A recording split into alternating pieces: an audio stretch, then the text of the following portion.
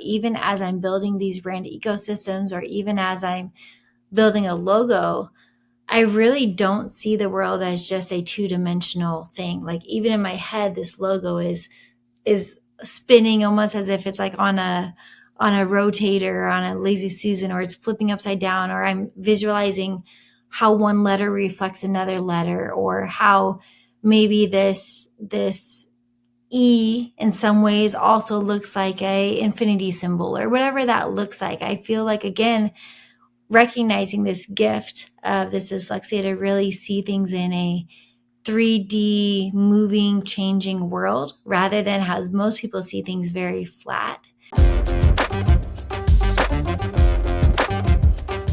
Hello and welcome to Marketing Speak. I'm your host, Stephan Spencer. It is my pleasure to have Juliet Wright with us. Juliet is a parallel entrepreneur, author, and a keynote speaker known for connecting dots in the brand ecosystem. Starting as a photographer, she built a thriving branding agency. Today, she travels globally, working with authors, speakers, and entrepreneurs to inspire bold ideas and creative success. Juliet, it's so great to have you on the show. Yeah, thank you for having me on. Yeah, so we know each other through Genius Network, which is an amazing mastermind and community, a family really of amazing entrepreneurs, marketers, business owners. And you've been in for how many years?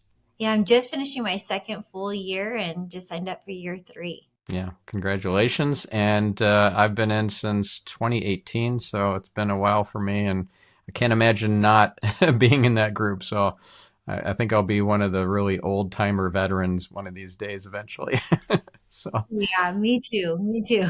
yeah. Now, how did you get started in the marketing and branding world? I know you had a career as a photographer, but what got you into the creative arts? Like how did you go from school or whatever you were up to creating this business? Yeah, absolutely. So, my grandpa was actually an insurance agent, but had a darkroom in his basement. He loved photography, did it as a hobby. So I grew up in the darkroom with him. In high school, I got a job at a portrait studio in the mall, one of those where they, for $4.99 you get 200 portraits, and I really learned composition and just a love of photography. So I decided to open my photography company just 2 weeks out of high school. College was never in my plans. And I started doing just, senior pictures, families, portraits, things like that. And then eventually evolved to commercial photography. I was doing a lot for personal brands, for packaging, for magazines, things like that.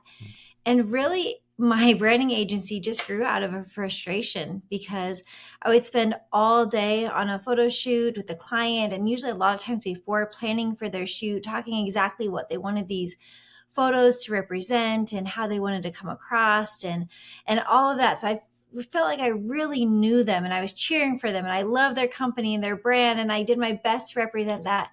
And then I'd send the files over to a marketing agency or to a design studio, and I'd see the finished product, whether it was a billboard or a full page ad or whatever it was. And I just felt like so many times it missed the mark because the designer on the other side weren't having these in-depth conversations that I was.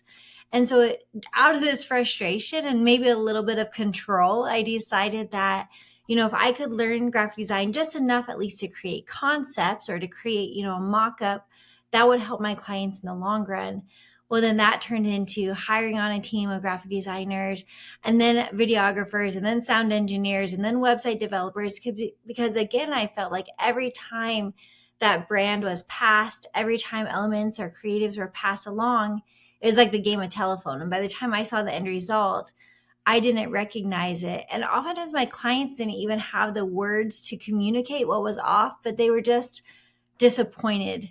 And so it really came out of just a problem I was trying to solve that grew faster than I could have imagined, because I really do feel like that need was there. Cool. And so how do you, what kind of in-depth conversations do you have with your clients to help them really crystallize their thinking on their brands, their position, the promise that they're going to put out there into the marketplace? Yeah. I feel like I have kind of a holistic approach. I ask them a lot of odd questions. In some ways, it's almost just like a podcast we're having, but I talk a lot about like the five senses. If your brand was a smell, if your brand was a fabric, because when you think about fabrics, you have very earthy fabrics, linens, and then you have really cozy, then you have sleek leathers that, and all of those fabrics represent something. And so oftentimes we're having conversations that from the outside have nothing to do with a brand, but then once it's finished, it's like, oh, all those pieces come together. But again, it's usually a very abstract, roundabout way. And I have to often say, just trust me. But we talk through all five senses. I go through questions even like if your brand was an animal, if your brand was a food, if your brand was a vacation destination, what would it be? Because if someone says my brand, let's say it's a dental office, if it's Las Vegas compared to a rustic mountain in Colorado, those brands are going to have very different looks and feels and energies, and even down to fonts and colors, and whether you use a gloss or a matte or a linen paper, it all comes into play. So what would be like the for your personal brand and for your company brand, what would be the answers to those questions? Like if your brand were an animal, if your brand were a vacation destination, if it were a smell, what would you say for you personally, for your personal brand and for your company? Yeah. I'm actually just launching a new company right now. My agency is in some ways is transitioning to a new name and everything because it's expanding into a bigger market. And so I'm actually going through a lot of these exercises now. So my personal brand is just under my name, Juliet Wright, and my brand colors are red, black, and white. I use a lot of silvers, but really my brand is, while it's very feminine, I wear a lot of bright red high heels and red lipsticks. There's also a sturdiness to it, a strategic side to it. And so whenever I think of those questions for myself, I often think of, while it is bright and fun, there's also a lot of, I don't know if I'd call it ancient wisdom, but a little bit of an old soul to it, a little bit of hardiness to it. And so, it's that walking that fine line. I think, especially as I speak on stages and things like that, of being feminine and approachable, but then also having this sturdiness to it. So if it comes to a food, it'd probably be something like a delicious steak and crispy Brussels sprouts and mashed potatoes, or something again that's a little bit more hearty and filling in, and rather than something like a Sounds like Houston's, if you know that place. yeah. So it is, but it's important to think about those things. And people often say like, well, I'm not a restaurant, so the food doesn't matter. But I said, yeah, but if you were going to invite clients to a dinner or have a ribbon cutting with appetizers, food is a part of your brand, whether you think about it or not. So you said an old soul. Like expand a bit more on what that means from more of a metaphysical standpoint. Well, as you know more than anyone in this world of SEO and marketing, I mean, things change. I love in your book, even as you said, how even people at Google don't quite understand the algorithms because it's changing so quickly. And that's how I feel like it's easy to get caught up in, what the latest speaker said or what the reel said or what you need to be doing. And I feel like sometimes it can be this sporadic, always feeling like you're behind, this FOMO when it comes to branding and marketing. Mm. But I really encourage clients to just like take a deep breath and, congratulate themselves for what they have done, celebrate the wins, and then also just think of some of those foundational pieces, like the psychology of colors, or what an O in a font can say if it's round versus has a square features to it, or if it's a true oval. I mean, some of those foundational pieces when it comes to composition and feelings, and really the question I always ask is like, what is its job? What's this brand's job? And that oftentimes can get us to more of those foundational pieces. If we're creating a logo that has to be a wayfinder on a sign, that's a lot different than a digital brand who's trying to build trust and be a thought leader. So oftentimes I try to get my clients out of the FOMO world, the fear of missing out, this fluff, and really like take a deep breath. And let's think of some of these foundational pieces that are maybe missed. And then we can always go for the fun, exciting stuff. Yeah, a really awesome thing I heard from actually a psychic, famous one, said FOMO, fear of missing out, is not real. It doesn't exist except when you actually have FOMO, then you create the missing out. Otherwise, there is no missing out. Everything is perfect. Things that you're meant to experience and learn and have, you will have. And the things that you're not, you won't, unless you have the FOMO. Now you've created missing out by having the FOMO. I just thought that was really brilliant. So I believe that to be true. Yeah, I'll have to take that to heart. I'm an extreme extrovert. I'm a quick start. I'm an extrovert, and so oftentimes, that's a great perspective I'm going to take because I'm usually like the last one to leave an event just because it's like, oh, if there's one more conversation, I want to be in it. But that's a good perspective. You're exactly where you need to be. Yeah. Yeah. So if I have to miss an entire day of an event, but I'm feeling guided to go anyways, I'll go and I'll not feel like I'm going to be at all, kind of penalized from the universe or from God by having to miss that last day or that first day because of, time conflict or whatever. So you mentioned quick start. Not all of our listeners will understand that terminology from Kolbe. So could you describe how Kolbe, the assessment, has played a role in, first of all, what it is, and then secondly, has it played a role in your business and in your growth trajectory? Yeah, absolutely. And I'm far from a Colby expert, but I did just take the assessment about a year ago. Someone who just a fellow entrepreneur. Him and I did some calls just really to build community, just to check in on each other. And he was really big into Colby and really encouraged me to take it. And so there's four numbers, and the third numbers are quick start, and mine is a 10. It ranges from 1 to 10. Yeah, good for you. I'm a 9. Yeah. So my Colby, for anyone that knows it, is a 2-3-10-3. And so in some ways, some people can say that and say, wow, that's pretty unbalanced. I know my friend who was very into this, he said, wow, this is a unicorn score. Like, I've never seen a score like this, which I often hear a lot when I take personality assessments. And I'm starting to, again, look at that as a good thing and not a negative. But for me, that 10 quick start means the rate that you want to take action. So again, out of 10 people, I'm going to be probably the quickest one. But then I also have really learned how it also connects to your tolerance for risk. And someone who has a high quick start is also typically a high risk taker, and Yep. then vice versa if you're on the other end of that. And I do think that's true. I've never really had a number to explain risk, but I think it's interesting that my husband and I actually had a great conversation after this. He took his Colby as well, and he's a 2 quick start.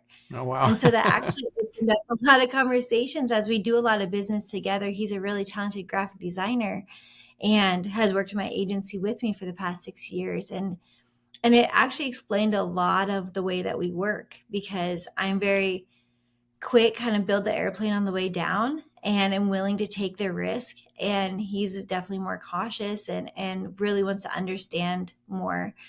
But for me, the only way I can put risk into words, I guess, and this is how I've always thought of risk, is I feel like the risk is, do you think that this person can pull it off?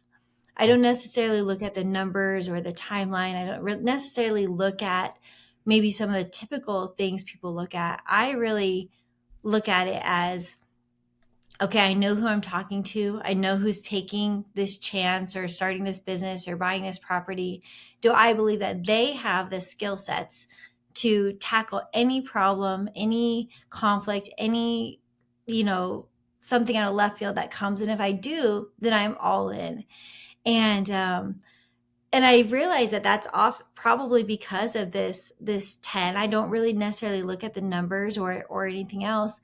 But also that has helped me put into words what sometimes I take personally, because if somebody thinks that something isn't a good idea, or maybe it's too risky, I take it almost as, well, you don't believe that I can do this, which isn't what they're saying. But it was interesting with this Colby. It helped me put that connection together. I'm all about connecting dots, and again, connecting the dots of, like, because I'm an extreme risk taker, when other people don't take risks, I almost take it as a personal, sometimes almost a challenge. Like, I don't think you can do this. And so it's helped me have a lot of really interesting conversations with my husband and with other entrepreneurs, as we've talked about, what does risk mean to you?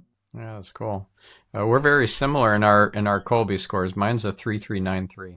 Oh, you're probably the most similar of anyone that I've met. That's really interesting. That's fun. Yeah. And by the way, have you heard of the Y assessment, the YOS? This is Dr. Gary Sanchez, another Genius Network member. Yeah, I'm actually a certified YOS coach, and Oh, cool. I spoke at Gary's event in Albuquerque. And yeah, Gary and I have been very close. I actually use a YOS assessment with my clients to really give me more context and understand their why, again, as I'm building out their brands. Oh, that's cool. Yeah, I interviewed him for my other show, Get Yourself Optimized. I think now that I'm thinking about it, why shouldn't I put that episode also on this show too? Because I think it'll be really beneficial for listeners here on Marketing Speak.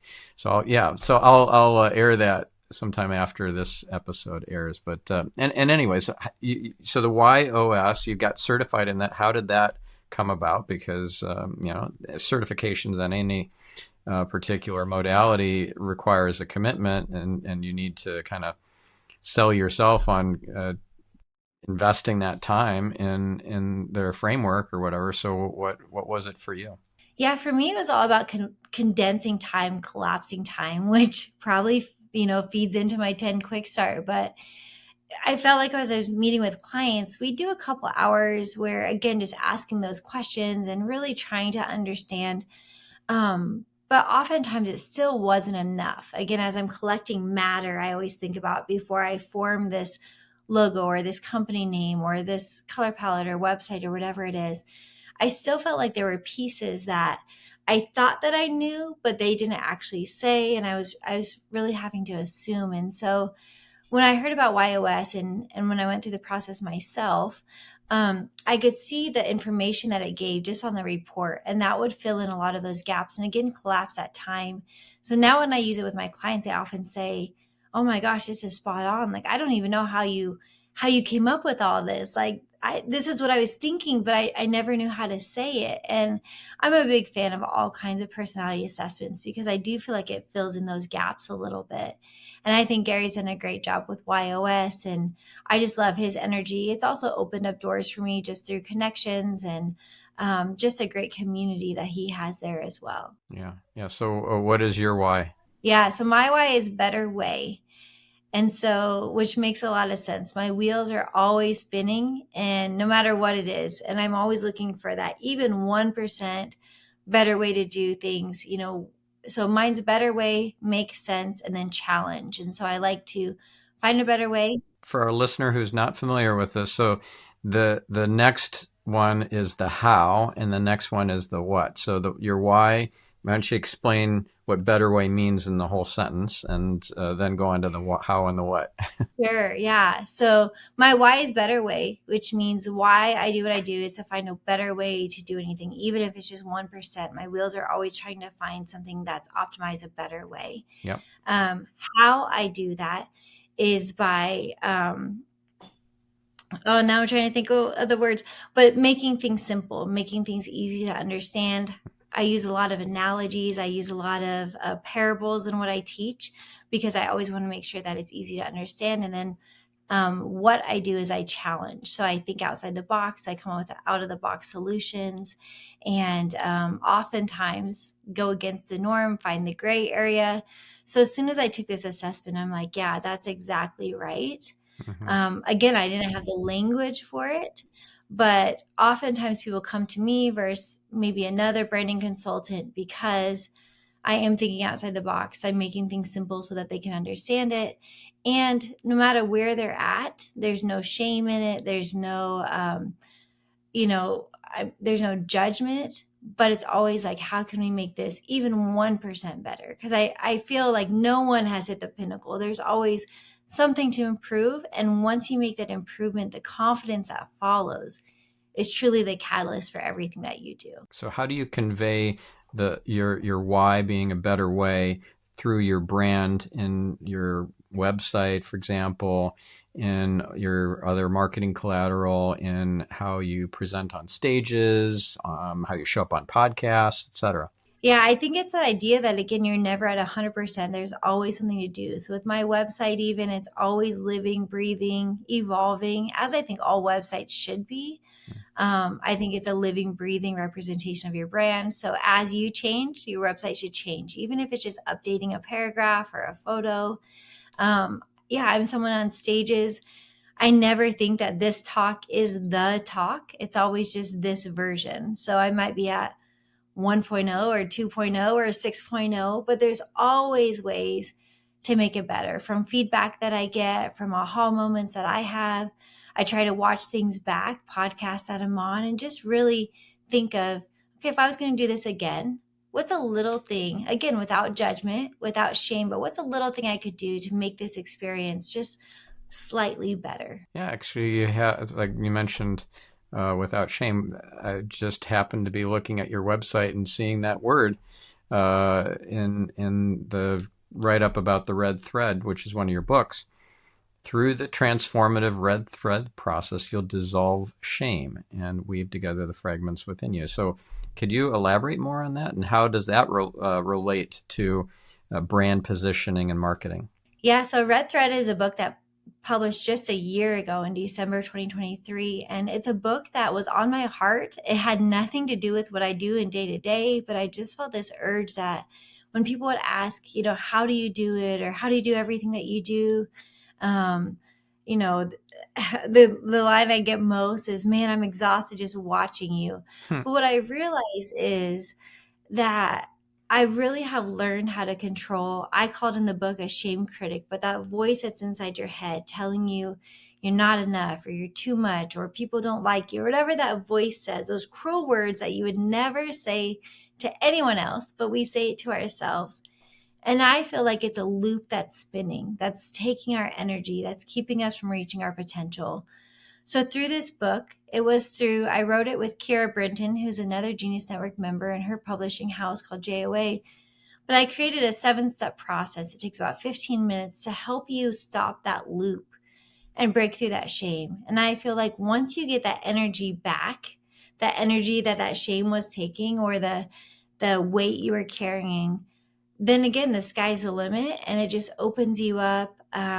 It helps people when they're trying to make a decision and they don't know what to do, because oftentimes we do know it's something that's in our gut. We know the answer, but it's shame, or maybe it's the voice of what our parents are going to think, or the money that I spent on something else and I always waste money. Whatever that voice is saying is oftentimes a roadblock. Hmm. And so this book that I wrote, I say it's kind of a book from my heart. It doesn't have necessarily a business behind it, or it's not a bestseller, but I felt like this was a message I wanted to get out, almost a legacy message. It has helped, hundreds if not thousands of people, but then also a message I want to leave for my grandkids and great grandkids, and I think just an important message we all need. So, if you're willing, what was your shame critic, and how did it impact negatively your business and your brand and your marketing until you dealt with it? Yeah. So I feel like there's two shame critics that are the most common as I've taken hundreds of people through this process. And they're typically, I'm not enough or I'm too much. Mm-hmm. My shame critic was definitely that I was too much. As most drivens, I have found that's what their loudest shame critic is.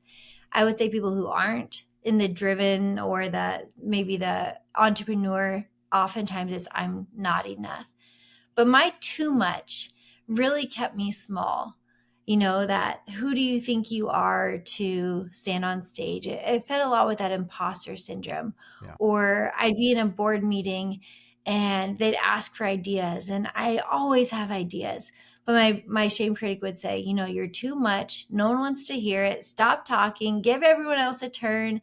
And so I'd often stay quiet just because I didn't want to come across as too much, too pushy, talk too much, or all of that. And finally, I just had to learn that, that's a lie. And the reason they asked me to be on this board is because they felt like I had opinions to share, or the reason I was invited on this stage is because I had a message worth hearing. And so it did take a lot of work to really stand in that. Mm. I was actually just in Miami all last week, actually filming a TV show called Legacy Makers. And it was funny because I was there with my publisher, Kira, and we were talking about how Miami was so freeing.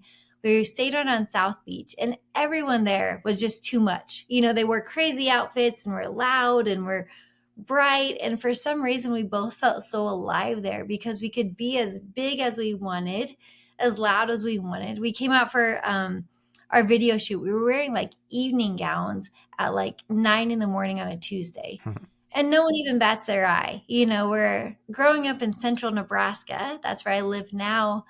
If I wore evening gown, everyone would say, you know, what's going on? What are you doing? Why are you wearing that? Like, Who do you think you are? who do you think you are? And I would just feel like I was being too much. And so that's the shame critic I have Mm. really had to break down and battle against and just really own. And it's funny, it goes back to, I remember I got picked up from camp when I was about 8 years old. I was at a church camp for a week, got in the car. My mom asked how it was. I started rambling like I am now about all the friends I had made and the activities. And my stepdad turned to me and he said, "Who put a quarter in your ear?" Oh, that's awful. And I just shut down and I just stopped talking. And the whole hour drive home, I was just quiet. And still to this day, I'm like, I think that might have been the moment where that, I don't know for sure, but like Mm. that I just felt like what I had to say wasn't important enough to share. So now this is, 31 years later, still breaking through this shame critic. Wow. You know, it's crazy what people say, like caregivers and you know, just people who love you, family members, and your partner or whoever, and they say something, just some off comment. They think they're being funny, or they think that they're being, you know, I don't know, spicy or something, but they're actually dealing you a almost mortal wound. And but on the other flip side, it actually is a huge gift because it also helps shape you into the person you are now. Because if you didn't have that wound, you didn't work to heal it, and you didn't find all this gold through the process of doing all that work to heal that, then you wouldn't be able to share it with the world. That's right. Yeah, it's all a part of the journey, right? Yeah, Absolutely. yeah. But one thing that I just found incredible, and this is pretty metaphysical, so that's why it's on the other podcast, my personal development one, Get Yourself Optimized. But there was a an incredible story of a guy who did this thing called the Hoffman process. Are you familiar with the Hoffman process? I'm not, huh? Okay, so what happens apparently at this Hoffman process is the one of the instructors will walk you through like imagine a time when you were younger, let's say 8 years old, and so you had this 8-year-old moment. And for this guy, he was 8 at the time as well, and yeah, he had this really horrible experience. He was by himself in the room that he was in, and felt like he just wanted to die. He wanted to run away or kill himself or something like that. And yeah, instead of doing that, he heard a voice in his head tell him, "I'm you in the future. Everything's going to be okay. I love you." And guess what happened at this Hoffman process decades later? Yep. The instructor says, imagine when you were 8 years old and you're going to tell your younger self exactly these words. And those were the words he heard. And he had forgotten all about it. I mean, it had been decades, forgotten about hearing that voice in his head saying, you know, I'm you in the future. Everything's going to be okay. And I love you. And this is what the Hoffman instructor told him. Mind blowing. Yeah, that's such an impactful piece. As I work with authors a lot, there's a lot of writing exercises that Kara Brenton and I take them through, and And a lot of it is, we do not exactly that exercise, but we do a lot where it's even writing letters, yeah, to future selves and past selves. And because when you're writing a book, there's a lot of shame that comes up, and a lot of fear, and what are people going to think. A lot of the authors that we work with are sharing their most important messages, but oftentimes they deal with very heavy topics, and they don't know what the consequence is going to be, or what it's going to be like after the book is published. And so it all sounds like fun and games to write these books and to market these books and to get your voice out there, but then it is oftentimes doing the inner work of being okay with that, and the healing work of when I can market this as much as we can and build a brand around it and get it out there, but the person who wrote the book is the one that is dealing with comments at holidays from family members, or lost friendships, or at sometimes lawsuits. I mean, whatever may follow as they share these most important messages. Yeah. And it's mind blowing that you can actually send your 8-year-old self a message from the future. By the way, the guy that I interviewed was Ray Brim. I'll include a link in the show notes to his episode. Yeah, it's incredible. So yeah, I hope you've forgiven your stepfather for saying who put a quarter in your ear, because yeah, he was out of line. He was absolutely out of line, and people do the best they can with the uh, the frameworks and mindset and so forth that they've grown into, or grown um, out of, or whatever. Like that, it's either a fixed mindset or some sort of programming from his parents or his caregivers. So it's like they are doing the best they can. Yeah, absolutely. But it's definitely made me more aware and just sensitive, to again what we do say to others, and just know that we're building people up, and because those one-liners that we, like you said, that we think are said, and just being witty or whatever that is, it's like I feel like something I've really been aware of is just the words I speak as my consciousness has expanded, and just being really, really aware on what we can say, how we can build people up, how we can encourage people, because there's enough negative out there that I really feel like it's my job to it's not my job to add to the negative, but instead to hopefully be a light and just a supporter. I feel like in the world of marketing and branding, again, there's a lot of just feeling like what I said, you're not doing enough, like everyone's further ahead than you, like um maybe you've been burned before. So it's like, man, how can we change this narrative and just say, just like you said, we're doing the best we can, and I'm proud of you for where you've gotten. And the this brand that we're building, it's what's the bigger impact? It's not the money, is just the consequence of it, but like, what are we building that's really going to leave a legacy? Yeah, so let's differentiate a personal brand and a company brand in that respect, in terms of building a legacy and making an impact on the world, and doing right by others, and being a light in the world. Yeah, so I mean, I always think Jeff Bezos said it best when he said, your brand is what people say about you when you're not in the room. Hmm. And so for a personal brand, I always think about, being at a networking event and standing in a circle and talking, or maybe a family event, whatever that looks like. And then you leave. And what is said in that circle after you left? Usually people say, oh man, she is so blank. He is so blank. And they fill in that blank with something. And whatever they say is ultimately your brand. And I feel like we have control, not only control, but it's our responsibility to build a brand so that we can control the narrative. We first need to decide what we want that word to be. It might be like, man, she was such a light, or man, she was so inspiring. Or it could be something like, man, she doesn't even listen to anyone else when they talk. Or, it can be negative or positive, but I feel like it's up to us to decide that. And then same with a company. When someone pays that invoice, when someone sees, your company's logo come across, what's the first thing that they think of? Man, that company is so blank. What would they say? And then we really need to capture that. And then again, see if that's in alignment. I always encourage clients that they need to choose those words. We typically choose 3 words that if that's what somebody said about you, yourself, or your company, you'd sit up a little taller, you'd smile, and you'd say, man, they really get me.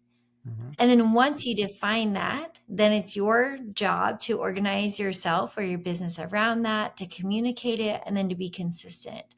Because it's really that consistency that's going to build that trust.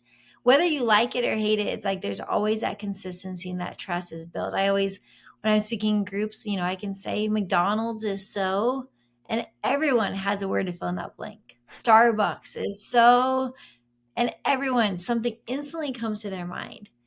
And to you, that's that brand.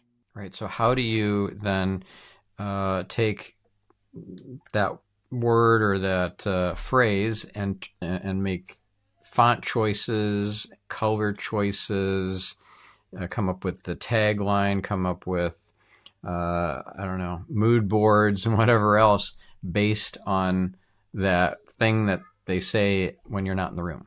Yeah. So let's say that you're creating a mastermind or some kind of coaching group, and you want to say, wow, she builds an incredible community. I feel so welcomed. Mm. So if we're talking community, if we're talking about a group where people feel welcome and included, circles may be a big piece of that brand. So as we're looking at fonts, we may choose a font like a Century Gothic, whose O's are circles, because that's so subliminal. But when you see an O that's a circle, that is going to make that community, that connectedness. And then from there, maybe we'll choose a color palette with blues in it, because blues equals trust and belonging. And so maybe we'll use a color palette of blues, and our imagery may be soft. And again, using words like, we're so glad you're here, and welcome, and we have a seat for you. And, no time, the value you bring is welcomed and encouraged. I mean, it's the messaging behind it. The colors can play in. Blue is definitely a soothing, trust building color compared to, let's say, red, which is a bold, attention grabbing color. So it all plays in. And then again, if you're thinking community, let's say what we're going to talk about, a fabric, you may want to think of like a cozy blanket, and you want this community to feel like you're wrapping someone in a blanket, and it's like this safe haven. So the colors may be more like a fresh baked cookie or a vanilla with a soft blanket. And that's going to build that community feel, whether that's printed out on a mood board or whether that's incorporated into an in-person office space or a retreat. But that's going to have a much different feel. So let's say that you're putting together retreat boxes for anyone that's signed up for this retreat. Every piece of that, you're going to want to think about, how does it feel to be in this community? How do we want them to feel? And that should play into every single piece. There's no right or wrong when we're doing this, but it's all about intention, and just again that wisdom piece of, does this feel right? Does this feel wrong? What is your gut telling you? And thinking of it bigger as hundreds of pieces that are coming together to build that brand. Yeah. Are you familiar with Robert Cialdini's work? I am, Yeah. yes. I've heard him speak at Genius and have read his books. Absolutely. One of the cool things I thought of when you were talking is that he discovered that when you work in a shape of a smile into a logo or into an email, into a, just some graphic design or something, that increases the likability of your brand and the positive feelings that the person experiences. It's quite crazy. All you have to do is work in that shape. It doesn't have to have eyes or anything. It just has to have a shape of a smile somehow in the graphic, and then they like you more and they buy from you more. Yeah. And I mean, if you look at Amazon, they're prime example of that. Their little arrow, that goes in Amazon, it looks like a smile. Colgate does the same thing. Colgate uses a shape that looks like a smile. Obviously, they're a toothpaste brand, but still it's that likability piece. again, those pieces that we can't necessarily put into words, but it's like somehow we know, our body knows, again, that a smile means that they like you and you like them in return. Yeah, good stuff. So, what do you then do with, let's say, the mood board, the font choices, the color palette, and all that?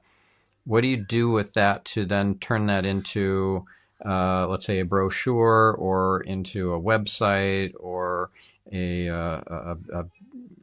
I don't know, some sort of big billboard on the side of the road? There's a process there. So how does that work? Yeah, so we always look at that mood board and we create a branding standard guide that has the exact font names, how you use them, what percentage you use a hero font versus supporting font. And then that book is really the foundation. That's what we go back to every single time. So I mentioned at the beginning of this episode that, if you don't have that consistency, it's like the game of telephone. So if I just said my brand is red, and I pass that down from maybe a funnel builder to an email marketer to a graphic designer to a videographer, and all of a sudden the red, I mean, there's thousands of colors of red. And so it really is having the color code, the hex code, the Pantone numbers, the CMYK code, like having that in writing. And then once you have that, you always go back to it. So every time you start a new project, you don't go off the last project, but you go back to the original. If you kind of think of if you're painting your house and you have that sample, that paint sample that has the numbers on it, when you run out of paint, you take that back to the store because that's going back to the foundation. So that's the first piece of it, is just knowing that as you stray, as things get confused, you need to go back to the source. And that's what keeps a brand intact. When you look at these brands that have survived the test of the time, the McDonald's, the big brands like that, it's like they go back to the source every time, which keeps that foundation in place. And then the other piece of that is also having fun with it, finding little wiggle rooms. I always say, you follow your brand standing guide unless you have a really good reason not to. So that might be, for example, we work with a lot of clients like in the month of February, Breast Cancer Awareness Month. Maybe they want to turn their logo pink. And they always say, well, I know it's not my brand color. I don't know if this is allowed. And I always say, what's the reason? And they say, well, we're doing a breast cancer awareness charity event. Okay. Yes. If it's a reason, you can break your branding standard guide. But then as soon as the month of February is over, you go back to the foundation. And I think that's that core piece. And same with that vision board, the mood board. Even though that imagery, let's say, of this cozy blanket and this fireplace and these imagery, let's say if we're building this community, may not actually go somewhere. Maybe those pictures turn up in the website or other places, but it's still that feeling. Usually when we build mood boards, we're kind of on cloud nine. It's like our day of creation and it's like so fun. I bring a lot of people in-house to our studio here in Nebraska, and it's almost like this retreat where we build this brand usually over 3 or 4 days. And we're kind of in this this time warps incubator castle and everything is great. But then the real world is waiting and there's meetings and calls and deadlines. And so it's like whenever you feel like you don't know what to say or you don't know the message, or maybe you're trying to write an email and you're just stuck. It's like, go back to that mood board. Our clients usually have it hanging in their office or even on the back of a closet door, somewhere that they can go back and just ground themselves back into the foundational pieces of their brand, take a deep breath, and then again, move forward from there. Whenever my clients are writing messaging, especially if it's about something that we always pre-write messages to deal with negative comments or deal with anything that could go wrong. Like, so if I'm helping someone with an event, we write the cancellation email. Fingers crossed, nothing will ever get canceled, but we write it as we're building the event so that we're writing it from this genuine place of the foundation, the authenticity of the excitement of the brand. And then if something goes wrong, we have it. Wow, I've not heard of that before. That is such a clever idea. Did you come up with that yourself, or did you hear about that from somewhere? I think that's something I came up with. I don't remember hearing it, but just that idea of, if the event gets canceled and you're having to write the email that day, it's not going to come from a pure place of your brand. It's going to come from a place of frustration. It's going to come from a place of anger, even if it's something outside of our control, like a snowstorm. But there's Yeah. still going to be so much emotion that is not true to the brand. That is so brilliant. Like, if somebody is going through turmoil of canceling their event and they're in this place of lack and failure and they're writing that email, the energy of that lack and that failure is going into the email, even if you're writing the exact same words as if you had written it 6 weeks earlier. But the fact that you're writing it while you're building the thing and you have the enthusiasm and you have the positive expectancy, and that's going into the email, even though it's a cancellation notice, that's brilliant. Good job for that. Yeah. Thank you. And again, it's just that cohesion. And it's like the more we can create at once, that's why I love these immersive events, just because it's like we're in it and we're just doing it. It's kind of like demoing a house. It's like, yeah, you can do it room by room, but it's going to be a lot easier to just, move out, demo the house, rebuild it, and then move into this space versus living in a construction zone for years. And I feel like it's the same with a brand. It's like the more you can just be in it, immersed in it, the better, the stronger, the more cohesive, and just the more authentic it's going to feel. What is another, let's say, framework or tool or process that you put your client through when they're in that immersive 3 or 4 day event with you? Another thing we talk about is archetypes. I know there's different ways of archetypes, but the ones that we talk about is why does someone spend money or justify spending money? And we really talk through 4 archetypes. One, it's all about the information. They have to know everything. The next archetype is really about more status. They want the best of the best. They want to know that they hired kind of the maverick in the space. The next is all about care. They want to feel cared for. They don't want to feel rushed. And then the next one is all about the everyman. They just want to do what's kind of the most popular, what their friends do. They don't need a lot to do the research themselves. And so we really decide which archetype, especially if you're not someone that works with everyone. Now, if you're a store, you're not going to turn someone away that walks in. But if you have a coaching program, or if you have maybe a yoga studio or something that's a little bit more specific, you can kind of choose which archetype you want to work with. Typically, those archetypes are what we are because we like working with people like ourselves. But it makes a difference. The information gatherers and the care archetypes, it's a lot slower of a sales process, but they're much more loyal.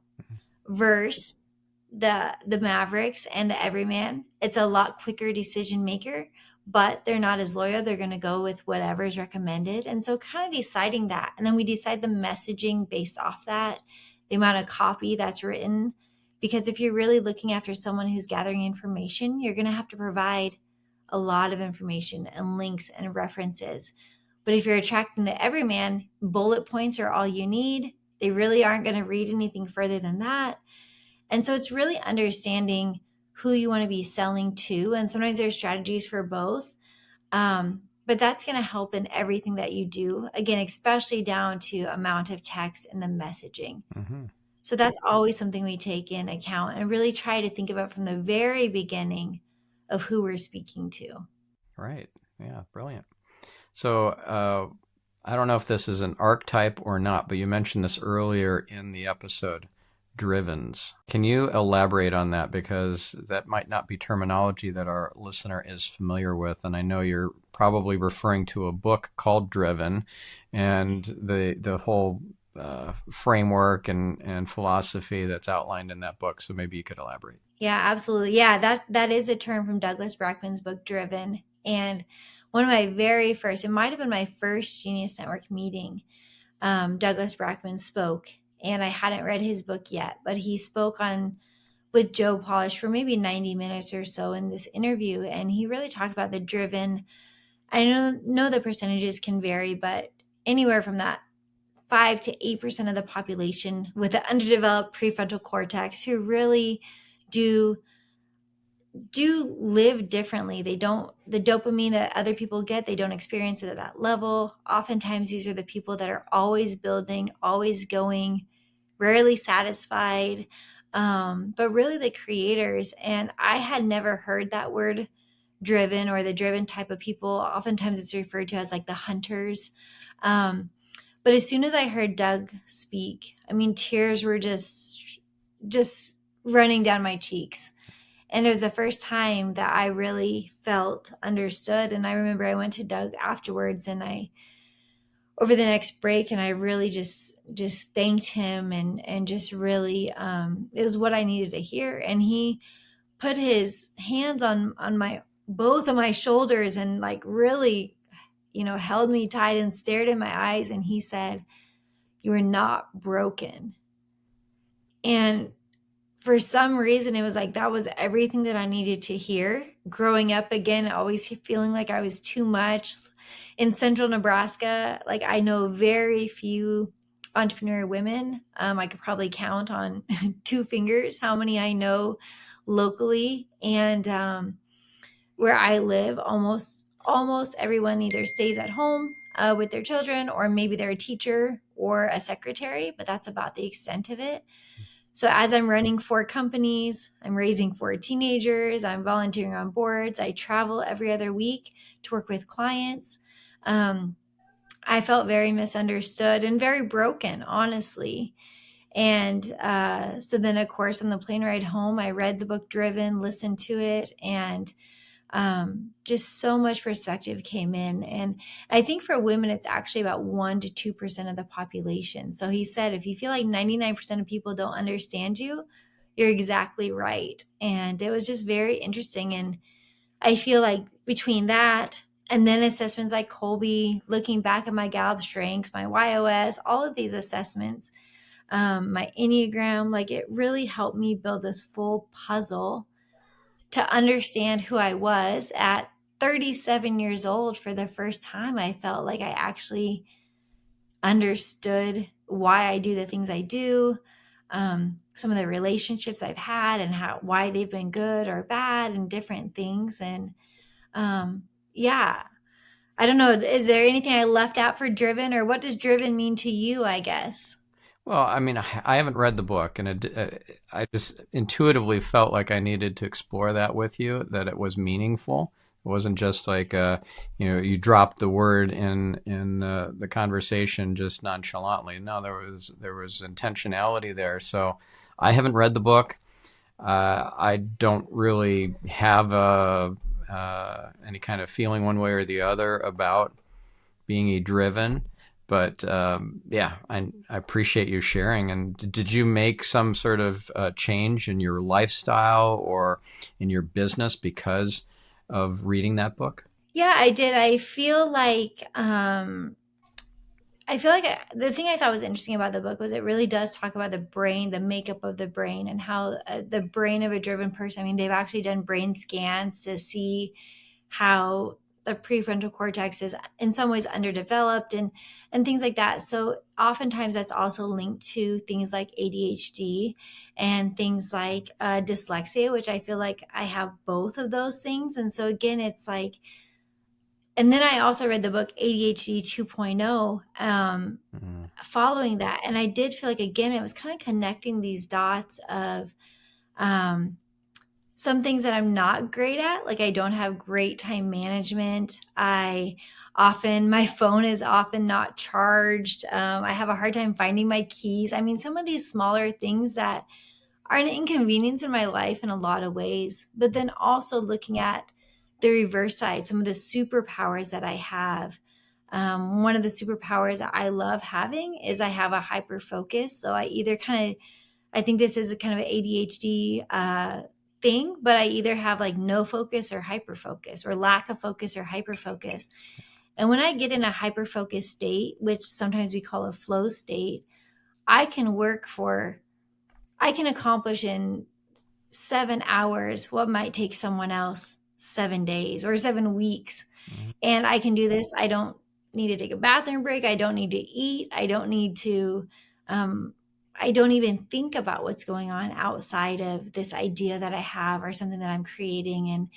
And so again, some people might say, well, that's obsessive or that's weird or whatever. But to me, I'm like, man, this is an incredible gift Yeah. that this hyper focus state that I learned just through reading these books, that I really learned to appreciate and look as a superpower. Yeah, it really is a superpower. And it is something that was evolutionarily selected for. It kept our ancestors alive. What I understood from a friend of mine, Amy Africa, is that there were three groups of, I don't know, prehistoric people back in the day. It was the hunters and the gatherers, but then there was the third type, and those you'd call ADHD or drivens today, but they were the spotters, and the spotters would be the first to notice that the food source, let's say the herd of animals, was on the move, and so okay, pack up, we got to follow our food. They'd first notice it before anybody else. They would notice before anyone else that someone was sneaking up on them from a neighboring tribe to murder them in their sleep and that sort of thing. So it was essential to have spotters in the tribe, and thus it was evolutionarily selected for. It is a superpower. It gives you the ability to do things that other people are not wired to do. So it's something to see as a benefit, not as a disorder. You know, the D in ADHD is for disorder, and that's a terrible label. That's not even true.